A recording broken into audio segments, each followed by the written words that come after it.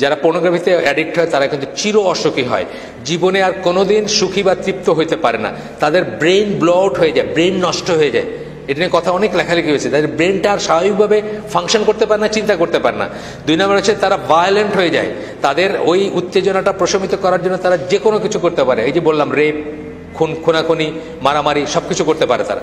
আপনি দেখবেন, পড়লে এগুলো তো বাংলাদেশের খবরের কাগজে উঠে, এগুলো কোনো রাগটাক নাই। ফ্যামিলি ভেঙে যায়, বিয়ে।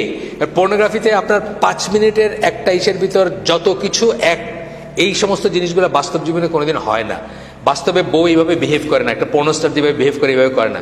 সো আপনি বিয়ের সাথে সাথেই আপনার মনে দূর, এটা কি করলাম, মানে বিয়েতে আপনি আপনার পর্নোগ্রাফি থেকে যে ইমাজিনেশন আসছে, জীবনে দেখলেন যে এটা তো কোনো ব্যাপার না। বাস্তবে একটা যদি আমাদের স্বাভাবিক মুসলিম বিয়ে হয়, যারা একে অপরের সাথে মেলামেশা করে নাই, আগে কেউ কাউকে চিনে না, অ্যারেঞ্জ ম্যারেঞ্জ ফ্যামিলির থ্রুতে বিয়ে হয়েছে, তাদের 1 মাস 2 মাস 6 মাস লাগতে পারে অ্যাডজাস্ট করতে। অথচ আপনি পর্নোগ্রাফিতে কি দেখতেছেন, 6 মিনিটের ভিতরে জীবনের সব স্বাদ নেওয়া শেষ, তাই না? তা আপনার কাছে তখন হাইসেন না, কথা সত্যি না? তা আপনার কাছে তখন মনে হচ্ছে দূর, এটা কি, এটাতে কোনো উত্তেজনাই নাই, কোনো কিক নাই, কোনো আবেগ নাই, কোনো নাই, কোনো প্লেজার নাই, কোনো এরকম মনে হবে আপনার বিয়েতে কোনোদিন। এরপরে পর্নোগ্রাফি থেকে আরেকটা হচ্ছে আমাদের সমাজের ভিতরে এখন ইনসেস্ট শুরু হয়েছে। কিন্তু ইনসেস্ট, বাবা মেয়ে, ছেলে ভাই বোন, এই ধরনের দেখবেন পেপারে আসে, ইসে আসে, অনেক ঘটনা আসে। এগুলার কিন্তু মানে রুট কারণ হচ্ছে ওইটা, কারণ আপনি পর্নোগ্রাফি দেখতেছেন, পাশের রুমে আপনার ইনসেস্ট কেউ আসে, ঘুমাইতেছে, আপনি ওইখানে দেখতেছেন এই ঘটনা, আপনি এটা করতে যাচ্ছেন, অ্যাক্ট করতে যাচ্ছেন, মানে অ্যাকচুয়ালাইজ করতে যাচ্ছেন, বাস্তবায়িত করতে যাচ্ছেন। এরকম আমরা অনেক গল্প দেখি, পেপারে আসে, এসে আসে।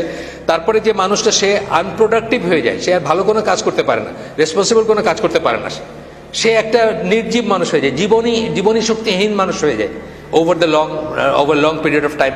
বদমেজাজি একটা বাজে লোক হয়ে যায় এবং পারভার্ট হয়ে যায়। পারভার্ট মানে বিকৃতি।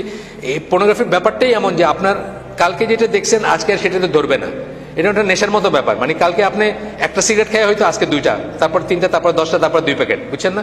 মানে এটা বাড়তেই থাকবে উত্তর, এবং এক সময় দেখবেন যে আপনার কিছুতেই কিছু হচ্ছে না।